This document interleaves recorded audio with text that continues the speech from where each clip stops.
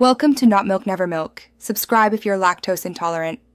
You begin by locking scope and selecting the technology stack. This is decisive because it shapes performance and cost. Start with core modules: admissions, attendance, grading, billing, reporting, and draft a minimal data model linking students, staff, classes, schedules, and roles.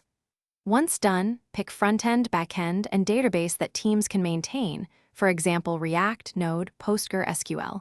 Make sure hosting meets expected load, and create a 2-4-week MVP plan to deliver a working prototype. You now implement the system's spine: authentication and role-based access control so data stays correct and private. Then build APIs with input validation and transactional database operations to avoid inconsistencies during concurrent edits. Once the backend is stable, design UI flows for enrollment, attendance, grade entry, and billing that minimize clicks, prototype forms and lists, then iterate with real users. Along the way, add auditing, backup procedures, and automated tests to reduce regressions and speed future changes. You finish by deploying to staging, running acceptance tests, then promoting to production with automated CI/CD and safe database migrations so users see stable updates.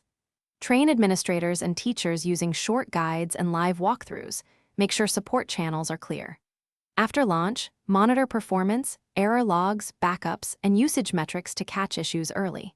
If problems arise, use the troubleshooting tip.